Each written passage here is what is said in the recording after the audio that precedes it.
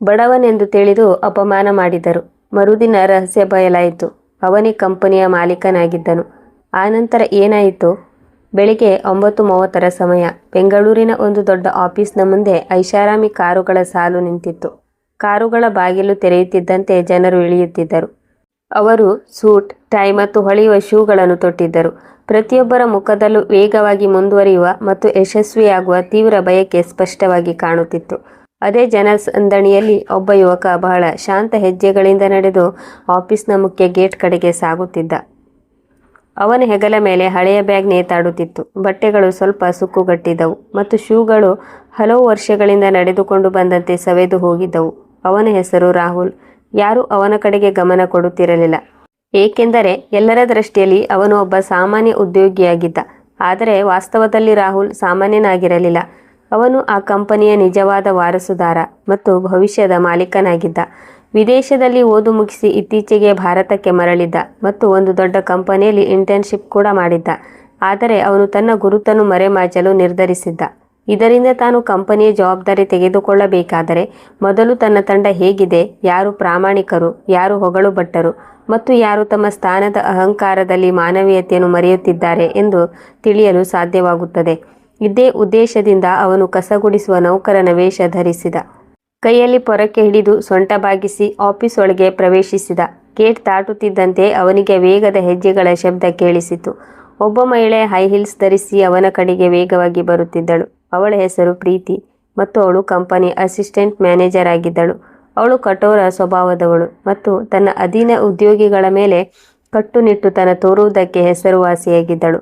ರಾಹುಲ್ನನ್ನು ನೋಡುತ್ತಿದ್ದಂತೆ ಪ್ರೀತಿಯ ಕಣ್ಣುಗಳು ಸಣ್ಣದಾದವು. ಅವಳು ಮೇಲಿಂದ ಕೆಳಗೆ ಅವನ ಮೇಲೆ ಒಮ್ಮೆ ದೃಷ್ಟಿ ಹಾಯಿಸಿದಳು. ಕಠಿಣ ಸ್ವರದಲ್ಲಿ ಹೇಳಿದಳು, ಇಲ್ಲಿ ಯಾಕೆ ನಿಂತಿದ್ದೀಯಾ? ಈಗಲೇ ಎಲ್ಲವನ್ನು ಸ್ವಚ್ಛಗೊಳಿಸು. ಇದು ನೀನು ನಿಲ್ಲುವ ಜಾಗವಲ್ಲ. ರಾಹುಲ್ ತಲೆ ತಗ್ಗಿಸಿದ ಮತ್ತು ಒಂದು ಕ್ಷಣ ಅವನ ಎದೆಯಲ್ಲಿ ಕೊಂಚ ನೋವಿನ ಅನುಭವವಾಯಿತು. ಆದರೆ ಅವನು ಮುಖದಲ್ಲಿ ಶಾಂತಿಯನ್ನು ಕಾಪಾಡಿಕೊಂಡ. ಅವನು ಮೌನವಾಗಿ ಪೊರಕೆ ಎತ್ತಿಕೊಂಡು ಒಂದು ಮೂಲೆಯಲ್ಲಿ ನಿಂತ. ಈ ಅಪಮಾನವನ್ನು ಸಹಿಸಿಕೊಳ್ಳುವುದು ಅವನಿಗೆ ಅಷ್ಟೊಂದು ಸುಲಭವಾಗಿರಲಿಲ್ಲ. ಆದರೆ ಅವನಿಗೆ ತನ್ನ ನಿಜವಾದ ಉದ್ದೇಶ ಬೇರೆ ಇದೆ ಎಂದು ಗೊತ್ತಿತ್ತು. ಇದು ಆಟವಾಗಿರಲಿಲ್ಲ, ಆದರೆ ಒಂದು ದೊಡ್ಡ ಪರೀಕ್ಷೆಯಾಗಿತ್ತು. ಅದರಲ್ಲಿ ಯಶಸ್ವಿಯಾಗುವುದು ಅವನಿಗೆ ಮುಖ್ಯವಾಗಿತ್ತು. ಹೋಗುವ ಮೊದಲು ಪ್ರೀತಿ ವ್ಯಂಗ್ಯವಾಗಿ, ಹೌದು, ಇಲ್ಲಿ ಹಳೆಯ ಸ್ವಚ್ಛತಾ ನೌಕರನಂತೆ ಸೋಮಾರಿಯಾಗಿ ನಿಲ್ಲಬೇಡ, ಹೀಗಾದರೆ ಹೆಚ್ಚು ದಿನ ಉಳಿಯುವುದಿಲ್ಲ. ಅವಳ ಮಾತು ಕೇಳಿ ಸುತ್ತಮುತ್ತಲಿನ ಕೆಲವು ಉದ್ಯೋಗಿಗಳು ನಕ್ಕರು. ಕೆಲವರು ಗುಟ್ಟಾಗಿ ನಕ್ಕರು ಮತ್ತು ಕೆಲವರು ತಮ್ಮ ಫೈಲ್ಗಳಿಂದ ಮುಖ ಮರೆಮಾಡಿಕೊಂಡು ಹೊರಟು ಹೋದರು. ಯಾರೂ ಸಹ ಸಾಮಾನ್ಯ ಸ್ವಚ್ಛತಾ ನೌಕರ ಎಂದುಕೊಂಡಿರುವ ವ್ಯಕ್ತಿ ನಾಳೆ ತಮ್ಮ ಅದೃಷ್ಟವನ್ನು ನಿರ್ಧರಿಸುತ್ತಾನೆ ಎಂದು ಯೋಚಿಸಲಿಲ್ಲ. ರಾಹುಲ್ ಪೊರಕೆಯಿಂದ ನೆಲದ ಮೇಲೆ ಒಂದು ಗುರುತು ಮಾಡಿ ಮನಸ್ಸಿನಲ್ಲಿ ಪ್ರತಿಜ್ಞೆ ಮಾಡಿದ. ನಾನು ಎಲ್ಲವನ್ನು ನೋಡುತ್ತೇನೆ, ಎಲ್ಲವನ್ನು ಸಹಿಸುತ್ತೇನೆ ಮತ್ತು ಸರಿಯಾದ ಸಮಯದಲ್ಲಿ ಸತ್ಯವನ್ನು ಎಲ್ಲರ ಮುಂದೆ ತರುತ್ತೇನೆ. ಊಟದ ಸಮಯದಲ್ಲಿ ವಾತಾವರಣವು ಪ್ರತಿದಿನದಂತೆ ಗದ್ದಲದಿಂದ ಕೂಡಿತ್ತು. ಕೆಲವು ನೌಕರರು ಜೋರಾಗಿ ನಗುತ್ತಿದ್ದರು. ಕೆಲವರು ಕೈಯಲ್ಲಿ ಕಾಫಿ ಮಗ್ ಹಿಡಿದು ಹರಟೆ ಹೊಡೆಯುತ್ತಿದ್ದರು. ರಾಹುಲ್ ಮೌನವಾಗಿ ಪೊರಕೆ ಹಿಡಿದು ಒಂದು ಮೂಲೆಯಲ್ಲಿ ಸ್ವಚ್ಛಗೊಳಿಸುವ ಕೆಲಸದಲ್ಲಿ ನಿರತನಾಗಿದ್ದ. ಅವನ ಕಣ್ಣುಗಳು ನೆಲದ ಮೇಲಿದ್ದವು, ಆದರೆ ಕಿವಿಗಳು ಪ್ರತಿಯೊಂದು ಮಾತನ್ನು ಕೇಳುತ್ತಿದ್ದವು. ಇದ್ದಕ್ಕಿದ್ದಂತೆ ಒಬ್ಬ ಮಹಿಳೆ ಜೋರಾಗಿ ನಕ್ಕು ಸನ್ನೆ ಮಾಡಿ ಹೇಳಿದಳು, ಅರೆ ನೋಡಿ, ಹೊಸ ಸ್ವಚ್ಛತಾ ನೌಕರ ಹಳ್ಳಿಯವನಂತೆ ಕಾಣುತ್ತಿದ್ದಾನೆ. ಜೀವನದಲ್ಲಿ ಮೊದಲ ಬಾರಿಗೆ ಯಾವುದೋ ದೊಡ್ಡ ಆಫೀಸ್ಗೆ ಬಂದಿದ್ದಾನೆ. ಅವನ ಪಕ್ಕದಲ್ಲಿದ್ದ ಮತ್ತೊಬ್ಬ ಹುಡುಗಿ ತಕ್ಷಣ ಹೇಳಿದಳು, ಹೌದು, ಲಿಫ್ಟ್ ಬಟನ್ ಒತ್ತಲು ಅವನಿಗೆ ಗೊತ್ತಿಲ್ಲ ಅನಿಸುತ್ತದೆ. ಅವರ ಜೊತೆ ಕುಳಿತಿದ್ದ ಇನ್ನೊಬ್ಬ ಉದ್ಯೋಗಿ ಮತ್ತಷ್ಟು ಅಪಮಾನ ಮಾಡುತ್ತಾ ಹೇಳಿದ, ನಾಳೆ ಮತ್ತೆ ನಮ್ಮ ಜೊತೆ ಕ್ಯಾಂಟೀನಲ್ಲಿ ಊಟ ಕೇಳಲು ಬರಬೇಡ. ಎಲ್ಲರ ನಗು ಒಟ್ಟಿಗೆ ಪ್ರತಿಧ್ವನಿಸಿತು. ವಾತಾವರಣದಲ್ಲಿ ದ್ವೇಷ ಮತ್ತು ಅಹಂಕಾರದ ವಾಸನೆ ಹರಡಿತು. ಆದರೆ ರಾಹುಲ್ ತಲೆ ಎತ್ತಲಿಲ್ಲ. ಅವನ ತುಟಿಗಳ ಮೇಲೆ ಒಂದು ಹಗುರವಾದ ನಗು ಇತ್ತು. ಅವನು ಮನಸ್ಸಿನಲ್ಲೇ ಎಲ್ಲರ ಮುಖಗಳನ್ನು ನೆನಪಿಟ್ಟುಕೊಳ್ಳುತ್ತಿದ್ದ. ಅವನಿಗೆ ತಿಳಿದಿತ್ತು, ಇಂತಹ ಕ್ಷಣಗಳೇ ನಿಜವಾದ ಪರೀಕ್ಷೆ. ಅಲ್ಲಿ ಮನುಷ್ಯನ ಚಾರಿತ್ರ್ಯ ಅರ್ಥವಾಗುತ್ತದೆ. ಅವನು ಎಲ್ಲರ ನಿಜವಾದ ರೂಪವನ್ನು ಮನಸ್ಸಿನಲ್ಲಿ ಅಳವಡಿಸಿಕೊಳ್ಳುತ್ತಿದ್ದ. ಸ್ವಲ್ಪ ಸಮಯದ ನಂತರ ಎಲ್ಲರೂ ತಮ್ಮ ನಗುವಿನೊಂದಿಗೆ ಕಾಫಿ ಮುಗಿಸಿ ಊಟದ ಕೋಣೆಯಿಂದ ಹೊರಟು ಹೋದರು. ರಾಹುಲ್ ಇನ್ನೂ ಸ್ವಚ್ಛಗೊಳಿಸುವ ಕೆಲಸದಲ್ಲಿ ನಿರತನಾಗಿದ್ದ. ಅವನೊಳಗೆ ಎಲ್ಲೋ ಕೋಪದ ಕಿಡಿ ಉರಿಯುತ್ತಿತ್ತು. ಆದರೆ ಅವನು ತನ್ನ ಮನಸ್ಸನ್ನು ಶಾಂತಗೊಳಿಸಿದ. ಅವನು ಭಾವನಾತ್ಮಕವಾದರೆ ತನ್ನ ಇಡೀ ಯೋಜನೆ ಹಾಳಾಗುತ್ತದೆ ಎಂದು ಅವನಿಗೆ ತಿಳಿದಿತ್ತು. ಅವನು ತಾಳ್ಮೆ ಮತ್ತು ವಿವೇಕದಿಂದ ಮುಂದುವರಿಯಬೇಕಾಗಿತ್ತು. ಸಾಯಂಕಾಲವಾಗುತ್ತಿತ್ತು. ಆಫೀಸ್ನ ಹೊರಗೆ ಒಂದು ಹೊಳೆಯುವ ಐಷಾರಾಮಿ ಕಾರು ಬಂದು ನಿಂತಿತ್ತು. ರಾಹುಲ್ ದೂರದಿಂದ ನೋಡಿದಾಗ ಪ್ರೀತಿ ಫೋನಿನಲ್ಲಿ ಮಾತನಾಡುತ್ತಾ ಕಾರಿನೊಳಗೆ ಕುಳಿತುಕೊಳ್ಳುತ್ತಿದ್ದಳು. ಅವಳ ಮುಖದ ಮೇಲೆ ಅಹಂಕಾರದ ಛಾಯೆ ಸ್ಪಷ್ಟವಾಗಿತ್ತು. ಅವಳು ಫೋನಿನಲ್ಲಿ ಹೇಳಿದ ಮಾತು ರಾಹುಲ್ಗೆ ಕೇಳಿಸಿತು. ಹೌದು ಹನಿ, ಇವತ್ತು ರಾತ್ರಿ ನನ್ನನ್ನು ಯಾವುದಾದರೂ 5 ಸ್ಟಾರ್ ರೆಸ್ಟೋರೆಂಟ್ಗೆ ಕರೆದುಕೊಂಡು ಹೋಗು. ಯಾವುದೋ ಅಗ್ಗದ ಕೆಫೆಗೆ ನಾನು ಹೋಗಲು ಇಷ್ಟಪಡುವುದಿಲ್ಲ. ರಾಹುಲ್ ಒಂದು ಕ್ಷಣ ಆ ದೃಶ್ಯವನ್ನು ಗಮನವಿಟ್ಟು ನೋಡಿದ. ನಂತರ ಕಣ್ಣುಗಳನ್ನು ಕೆಳಗೆ ಮಾಡಿಕೊಂಡ. ಅವನ ಮನಸ್ಸಿನಲ್ಲಿ ಒಂದೇ ಒಂದು ವಿಚಾರ ಬಂದಿತ್ತು. ಈ ಅಹಂಕಾರ ಹೆಚ್ಚು ದಿನ ನಡೆಯುವುದಿಲ್ಲ. ಅಧಿಕಾರ ಮತ್ತು ಸ್ಥಾನ ಯಾವಾಗಲೂ ಮನುಷ್ಯನನ್ನು ಉಳಿಸಲು ಸಾಧ್ಯವಿಲ್ಲ. ಒಂದು ದಿನ ಸತ್ಯ ಎಲ್ಲರ ಮುಂದೆ ಬರಲಿದೆ. ರಾಹುಲ್ ಶಾಂತ ಹೆಜ್ಜೆಗಳಿಂದ ಆಫೀಸ್ನಿಂದ ಹೊರಗೆ ಹೊರಟ. ಸಾಯಂಕಾಲದ ತಣ್ಣನೆಯ ಗಾಳಿ ಅವನ ದಣಿದ ದೇಹವನ್ನು ಸ್ಪರ್ಶಿಸಿತ್ತು. ಆದರೆ ಅವನ ಕಣ್ಣುಗಳಲ್ಲಿ ಒಂದು ದೃಢ ಸಂಕಲ್ಪದ ಹೊಳಪು ಇತ್ತು. ಇದು ಒಂದು ದೀರ್ಘ ಆಟದ ಆರಂಭವಾಗಿತ್ತು. ಅಲ್ಲಿ ಪ್ರತಿಯೊಂದು ಸುಳ್ಳು, ಪ್ರತಿಯೊಂದು ಅಹಂಕಾರ ಮತ್ತು ಪ್ರತಿಯೊಂದು ಅನ್ಯಾಯದ ಮುಖವಾಡ ಕಳಚಬೇಕಿತ್ತು. ನೆಲ ಇನ್ನೂ ಒದ್ದೆಯಾಗಿತ್ತು. ಇದ್ದಕ್ಕಿದ್ದಂತೆ ಪ್ರೀತಿಯ ಕಠಿಣ ಧ್ವನಿ ಪ್ರತಿಧ್ವನಿಸಿತು. ಈ ಸ್ವಚ್ಛತೆಯನ್ನು ನೀನು ಮಾಡಿದ್ದೀಯಾ? ನೆಲ ಇನ್ನೂ ಒದ್ದೆಯಾಗಿದೆ.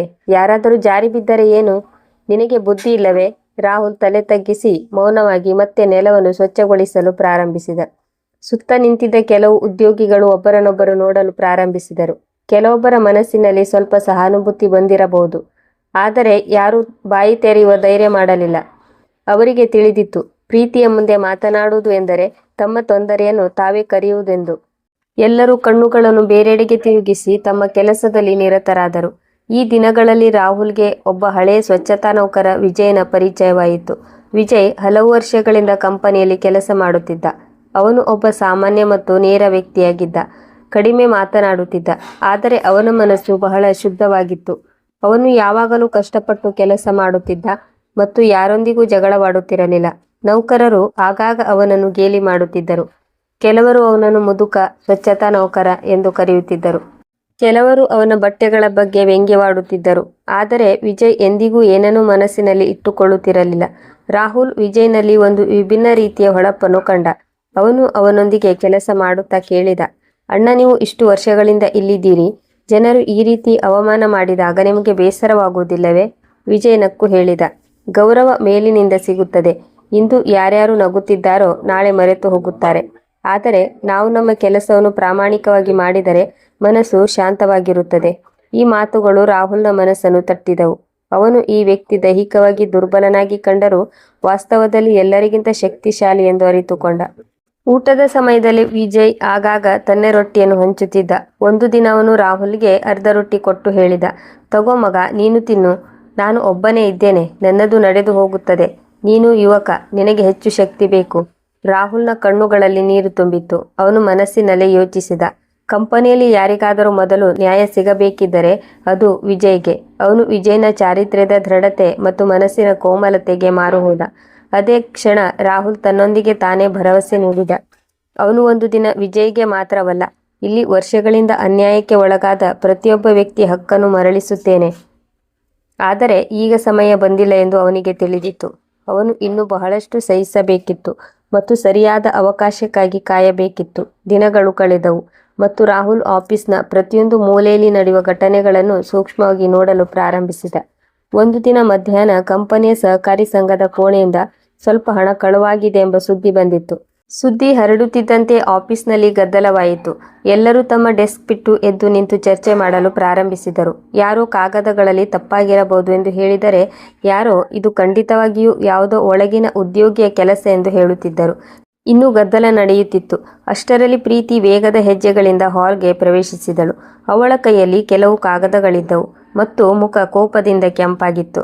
ಅವಳು ಎಲ್ಲರ ಮುಂದೆ ಜೋರಾಗಿ ಹೇಳಿದಳು, ಹಣ ಯಾರು ಕದ್ದಿದ್ದಾರೆಂದು ನನಗೆ ಗೊತ್ತು.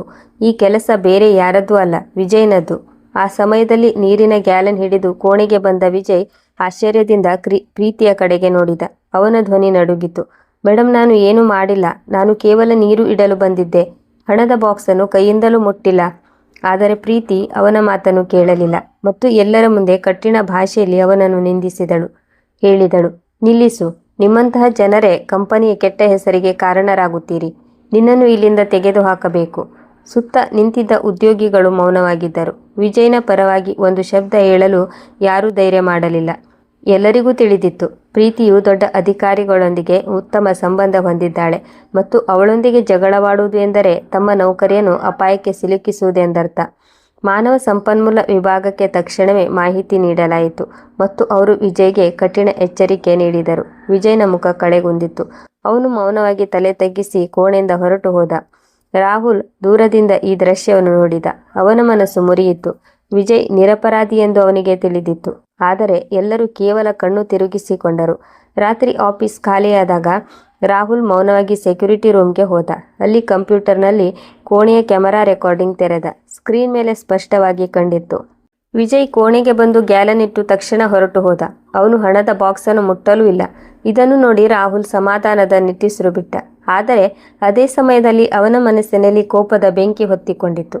ಅವನು ತಕ್ಷಣ ವಿಡಿಯೋವನ್ನು ಕಾಪಿ ಮಾಡಿ ತನ್ನ ಬಳಿ ಇಟ್ಟುಕೊಂಡ ಮತ್ತು ತನ್ನಷ್ಟಕ್ಕೆ ತಾನೇ ಹೇಳಿಕೊಂಡ, ಸಮಯ ಬದಲಾಗುತ್ತಿದೆ. ಈ ಅನ್ಯಾಯ ಹೆಚ್ಚು ದಿನ ನಡೆಯುವುದಿಲ್ಲ.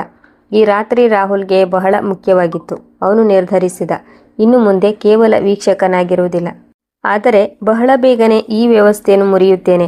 ಮರುದಿನ ಬೆಳಿಗ್ಗೆ ಆಫೀಸ್ನಲ್ಲಿ ಒಂದು ವಿಭಿನ್ನ ರೀತಿಯ ಶಾಂತಿ ಇತ್ತು. ಎಲ್ಲರಿಗೂ ತಿಳಿದಿತ್ತು, ಏನೋ ದೊಡ್ಡದು ನಡೆಯಲಿದೆ. ಸರಿಯಾಗಿ ಅದೇ ಸಮಯದಲ್ಲಿ ಆಫೀಸ್ನ ಮುಖ್ಯ ಗೇಟ್ನಲ್ಲಿ ಒಂದು ಕಪ್ಪು ಐಷಾರಾಮಿ ಕಾರು ಬಂದು ನಿಂತಿತ್ತು. ಕಾರಿನಿಂದ ಒಬ್ಬ ಸ್ಮಾರ್ಟ್ ಯುವಕ ಇಳಿದ. ಅವನು ಹೊಳೆಯುವ ಸೂಟ್ ಧರಿಸಿದ್ದ. ಕಣ್ಣುಗಳ ಮೇಲೆ ಸ್ಟೈಲಿಶ್ ಸನ್ಗ್ಲಾಸ್ ಮತ್ತು ಮುಖದ ಮೇಲೆ ಒಂದು ವಿಶಿಷ್ಟ ದೃಢತೆ ಇತ್ತು. ಎಲ್ಲರೂ ಆಶ್ಚರ್ಯದಿಂದ ನೋಡಲು ಪ್ರಾರಂಭಿಸಿದರು, ಏಕೆಂದರೆ ಈ ಯುವಕ ಬೇರೆ ಯಾರೂ ಅಲ್ಲ, ರಾಹುಲ್ ಆಗಿದ್ದ. ಆದರೆ ಈಗ ಅವನು ತನ್ನ ನಿಜವಾದ ರೂಪದಲ್ಲಿದ್ದ. ಆಫೀಸ್ ಗೇಟ್ನಲ್ಲಿ ನಿಂತಿದ್ದ ಗಾರ್ಡ್ ಮತ್ತು ಇತರ ಉದ್ಯೋಗಿಗಳು ಆಶ್ಚರ್ಯದಿಂದ ನೋಡುತ್ತಾ ನಿಂತರು. ಅವರ ಕಣ್ಣುಗಳು ಅಗಲವಾದವು, ಏಕೆಂದರೆ ಇವನು ಕೆಲವು ದಿನಗಳ ಹಿಂದೆ ಸಾಮಾನ್ಯ ಸ್ವಚ್ಛತಾ ನೌಕರ ಎಂದುಕೊಂಡಿದ್ದ ಅದೇ ಯುವಕ. ರಾಹುಲ್ ಶಾಂತ ಹೆಜ್ಜೆಗಳಿಂದ ಒಳಗೆ ಹೋದ. ಅವನ ಜೊತೆ ಅವನ ವೈಯಕ್ತಿಕ ಸಹಾಯಕನೂ ಇದ್ದ. ಅವನು ಕೈಯಲ್ಲಿ ಒಂದು ಫೈಲ್ ಹಿಡಿದು ವೇಗವಾಗಿ ಅವನ ಹಿಂದೆ ನಡೆಯುತ್ತಿದ್ದ. ಅವರಿಬ್ಬರು ಮೀಟಿಂಗ್ ಹಾಲ್ ಕಡೆಗೆ ಸಾಗಿದರು. ಅದು ಕಂಪನಿಯ ಎಲ್ಲ ದೊಡ್ಡ ಸಭೆಗಳು ನಡೆಯುವ ಹಾಲ್ ಆಗಿತ್ತು ಮತ್ತು ಇಂದು ಅಲ್ಲಿ ಎಲ್ಲರಿಗಾಗಿ ಒಂದು ವಿಶೇಷ ಸಭೆ ಕರೆಯಲಾಗಿತ್ತು. ಮೀಟಿಂಗ್ ಹಾಲ್ನಲ್ಲಿ ಎಲ್ಲರೂ ಒಬ್ಬರ ನಂತರ ಒಬ್ಬರು ಪ್ರವೇಶಿಸಲು ಪ್ರಾರಂಭಿಸಿದರು. ಪ್ರೀತಿ ನಗುವಿನೊಂದಿಗೆ ರಾಹುಲ್ಗೆ ಸ್ವಾಗತ ನೀಡಲು ಮುಂದೆ ಬಂದಳು. ಆದರೆ ಅವಳು ಇನ್ನೂ ರಾಹುಲ್ನನ್ನು ಗುರುತಿಸಲಿಲ್ಲ. ಅವಳು ಬಹುಶಃ ಇವನು ದೊಡ್ಡ ಹೂಡಿಕೆದಾರ ಅಥವಾ ವಿದೇಶಿ ಅತಿಥಿ ಎಂದು ಯೋಚಿಸಿದಳು. ಪ್ರೀತಿ ಹೇಳಿದಳು, ಸರ್, ನನ್ನ ಹೆಸರು ಪ್ರೀತಿ. ನಾನು ಅಸಿಸ್ಟೆಂಟ್ ಮ್ಯಾನೇಜರ್. ನಿಮಗೆ ಈ ಕಂಪನಿಗೆ ಸ್ವಾಗತ. ರಾಹುಲ್ ಅವಳ ಕಡೆಗೆ ನೋಡಿ ಹಗುರವಾಗಿ ನಕ್ಕ. ಆ ನಗು ಪ್ರೀತಿಯ ಪಾಲಿಗೆ ಅಪರಿಚಿತವಾಗಿತ್ತು, ಆದರೆ ಅದರಲ್ಲಿ ಒಂದು ಮೌನ ವ್ಯಂಗ್ಯವಿತ್ತು. ರಾಹುಲ್ ಶಾಂತ ಸ್ವರದಲ್ಲಿ ಹೇಳಿದ, ಧನ್ಯವಾದ ಪ್ರೀತಿ, ಆದರೆ ನೀನು ನಿನ್ನ ಗುರುತು ಹೇಳುವ ಅಗತ್ಯವಿಲ್ಲ. ನನಗೆ ಎಲ್ಲವೂ ಗೊತ್ತು. ಪ್ರೀತಿ ಆಶ್ಚರ್ಯದಿಂದ ನೋಡುತ್ತಾ ನಿಂತಳು. ಅದೇ ಕ್ಷಣ ರಾಹುಲ್ ತನ್ನ ಸಹಾಯಕನಿಗೆ ಸನ್ನೆ ಮಾಡಿ ಹೇಳಿದ, ಈಗ ಮೀಟಿಂಗ್ ಪ್ರಾರಂಭಿಸೋಣ. ಸಭಾಂಗಣದ ಆರಂಭದಲ್ಲಿ ರಾಹುಲ್ ಒಂದು ದೊಡ್ಡ ಸ್ಕ್ರೀನ್ ಆನ್ ಮಾಡಿದ. ಸ್ಕ್ರೀನ್ ಮೇಲೆ ವಿಜಯ್ ಮೇಲೆ ಸುಳ್ಳು ಕಳ್ಳತನದ ಆರೋಪ ಹೊರಿಸಲಾದ ಅದೇ CCTV ಫುಟೇಜ್ ಪ್ರಸಾರವಾಗಲು ಪ್ರಾರಂಭವಾಗಿತ್ತು. ಪ್ರೀತಿ ಹೇಗೆ ಒಬ್ಬ ನಿರಪರಾಧಿ ವ್ಯಕ್ತಿಯನ್ನು ಎಲ್ಲರ ಮುಂದೆ ಅವಮಾನಿಸಿದಳು ಎಂದು ಎಲ್ಲರೂ ಆಶ್ಚರ್ಯದಿಂದ ನೋಡುತ್ತಿದ್ದರು. ಫುಟೇಜ್ನಲ್ಲಿ ಸ್ಪಷ್ಟವಾಗಿ ಕಂಡಿತ್ತು, ವಿಜಯ್ ಕೇವಲ ನೀರಿನ ಗ್ಯಾಲನ್ ಇಟ್ಟು ಹೊರಟು ಹೋಗಿದ್ದ ಮತ್ತು ಹಣದ ಬಾಕ್ಸ್ ಅನ್ನು ಮುಟ್ಟಲೂ ಇಲ್ಲ. ವಿಡಿಯೋ ಮುಗಿದಾಗ ಹಾಲ್ನಲ್ಲಿ ಮೌನ ಆವರಿಸಿತು. ರಾಹುಲ್ ಗಂಭೀರ ಸ್ವರದಲ್ಲಿ ಎಲ್ಲರನ್ನು ಉದ್ದೇಶಿಸಿ ಮಾತನಾಡಿದ, ಕಳೆದ ಕೆಲವು ದಿನಗಳಿಂದ ನಾನು ಇಲ್ಲಿದ್ದೆ, ಕೇವಲ ಒಬ್ಬ ಸಾಮಾನ್ಯ ಮನುಷ್ಯನ ರೂಪದಲ್ಲಿ ಅಲ್ಲ, ಆದರೆ ಈ ಸಂಸ್ಥೆಯ ಭವಿಷ್ಯದ ರೂಪದಲ್ಲಿ. ನನ್ನ ಈ ಕುಟುಂಬದಲ್ಲಿ ಯಾರು ಪ್ರಾಮಾಣಿಕರು ಮತ್ತು ಯಾರು ಕೇವಲ ಅಧಿಕಾರದ ಹಿಂದೆ ಓಡುತ್ತಿದ್ದಾರೆ ಎಂದು ನಾನು ನೋಡಲು ಬಯಸಿದ್ದೆ. ಇಲ್ಲಿ ಕೆಲವು ಜನರು ತಮ್ಮ ಅಹಂಕಾರ ಮತ್ತು ಸುಳ್ಳು ಗರ್ವದ ಕಾರಣದಿಂದ ಇತರರನ್ನು ಎಷ್ಟು ಕೀಳಾಗಿ ನೋಡಬಹುದು ಎಂದು ನಾನು ನೋಡಿದೆ. ಒಬ್ಬ ಪ್ರಾಮಾಣಿಕ ಮತ್ತು ಶ್ರಮಜೀವಿ ವ್ಯಕ್ತಿಯ ಮೇಲೆ ಹೇಗೆ ಆರೋಪ ಹೊರಿಸಲಾಯಿತು ಎಂದು ನೋಡಿದೆ. ಪ್ರೀತಿಯ ಮುಖ ಬಿಳಿಚಿಕೊಂಡಿತ್ತು. ಅವಳು ಭಯದಿಂದ ನಡುಗುತ್ತಿದ್ದಳು. ಅವಳು ರಾಹುಲ್ ಕಡೆಗೆ ನೋಡಿ ಏನನ್ನು ಮಾತನಾಡಲು ಸಾಧ್ಯವಾಗಲಿಲ್ಲ. ರಾಹುಲ್ ನಂತರ ವಿಜಯ್ನನ್ನು ಕರೆದ. ವಿಜಯ್ ಇನ್ನು ಹೆದರುತ್ತಾ ಸಭಾಂಗಣಕ್ಕೆ ಬಂದ. ಅವನು ಹಳೆಯ ಬಟ್ಟೆ ಧರಿಸಿದ್ದ ಮತ್ತು ಮುಖದ ಮೇಲೆ ಅದೇ ಭಯವಿತ್ತು. ರಾಹುಲ್ ನಗುತ್ತಾ ಅವನ ಬಳಿಗೆ ಹೋದ ಮತ್ತು ಹೇಳಿದ, ವಿಜಯ್ ಅಣ್ಣ, ಇಂದಿನಿಂದ ನೀವು ಈ ಕಂಪನಿಯ ಲಾಜಿಸ್ಟಿಕ್ ಕೋಆರ್ಡಿನೇಟರ್ ಆಗಿದ್ದೀರಿ. ಇದು ನಿಮ್ಮ ಪ್ರಾಮಾಣಿಕತೆ ಮತ್ತು ಶ್ರಮಕ್ಕೆ ಸಿಕ್ಕ ಪ್ರತಿಫಲ. ನೀವು ಒಬ್ಬ ಸತ್ಯವಂತ ವ್ಯಕ್ತಿ. ನಾನು ನಿಮಗೆ ಗೌರವ ನೀಡುತ್ತೇನೆ. ವಿಜಯ್ನ ಕಣ್ಣುಗಳಲ್ಲಿ ನೀರು ಬಂತು. ಅವನ ಮುಖದ ಮೇಲೆ ಸಂತೋಷ ಮತ್ತು ಕೃತಜ್ಞತೆಯ ಭಾವವಿತ್ತು. ಅವನು ರಾಹುಲ್ಗೆ ಧನ್ಯವಾದ ಹೇಳಿ ಮೌನವಾಗಿ ಅಳಲು ಪ್ರಾರಂಭಿಸಿದ. ಇದರ ನಂತರ ರಾಹುಲ್ ಎಲ್ಲರ ಕಡೆಗೆ ನೋಡಿ ಹೇಳಿದ, ಯಾರಲ್ಲಿ ಮಾನವೀಯತೆ ಮತ್ತು ಪ್ರಾಮಾಣಿಕತೆ ಕೊರತೆ ಇದೆಯೋ ಅವರಿಗೆ ಈ ಕಂಪನಿಯಲ್ಲಿ ಜಾಗವಿರುವುದಿಲ್ಲ. ಇದರ ಪರಿಣಾಮವಾಗಿ ಪ್ರೀತಿಯನ್ನು ಕಂಪನಿಯಿಂದ ತೆಗೆದುಹಾಕಲಾಯಿತು. ರಾಹುಲ್ ನಂತರ ಪ್ರೀತಿಯನ್ನು ಖಾಸಗಿಯಾಗಿ ಭೇಟಿ ಮಾಡಿ ಹೇಳಿದರು, ಜೀವನ ಇಲ್ಲಿಗೆ ಮುಗಿಯುವುದಿಲ್ಲ. ನಿನಗೆ ಇನ್ನೂ ಬದಲಾಗಲು ಅವಕಾಶವಿದೆ. ಅಹಂಕಾರ ತಾತ್ಕಾಲಿಕ ಗೌರವ ನೀಡುತ್ತದೆ, ಆದರೆ ಕೊನೆಯಲ್ಲಿ ಎಲ್ಲವನ್ನೂ ಕಿತ್ತುಕೊಳ್ಳುತ್ತದೆ. ನಂತರ ಒಂದು ಕಾರ್ಡ್ ಕೊಟ್ಟು ಹೇಳಿದರು, ನಮ್ಮ ಬಳಿ ಒಂದು ಟ್ರೈನಿಂಗ್ ಪ್ರೋಗ್ರಾಂ ಇದೆ, ನಿನಗೆ ಬೇಕಿದ್ದರೆ ಅದರಲ್ಲಿ ಭಾಗವಹಿಸಬಹುದು. ಅಲ್ಲಿಂದ ಹೊಸ ಆರಂಭ ಮಾಡಬಹುದು. ಪ್ರೀತಿ ಆಗ ತಾನು ಮಾಡಿದ ತಪ್ಪನ್ನು ಅರ್ಥ ಮಾಡಿಕೊಂಡಳು. ಅವಳ ಕಣ್ಣುಗಳಲ್ಲಿ ನೀರು ಬಂದಿತು.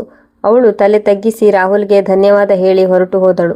ಮರುದಿನದಿಂದ ಎಲ್ಲವೂ ಬದಲಾಯಿತು. ಉದ್ಯೋಗಿಗಳು ಹೆಗಲಿಗೆ ಹೆಗಲು ಕೊಟ್ಟು ಕೆಲಸ ಮಾಡಲು ಪ್ರಾರಂಭಿಸಿದರು.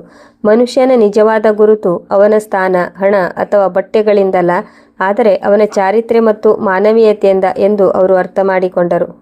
ಯಾರನ್ನು ಸಣ್ಣವರು ಎಂದು ಭಾವಿಸಬೇಡಿ, ಏಕೆಂದರೆ ಯಾರಲ್ಲಿ ಏನು ಗುಪ್ತ ಪ್ರತಿಭೆ ಅಥವಾ ಗುರುತು ಅಡಗಿದೆ ಎಂದು ಯಾರಿಗೂ ತಿಳಿದಿಲ್ಲ.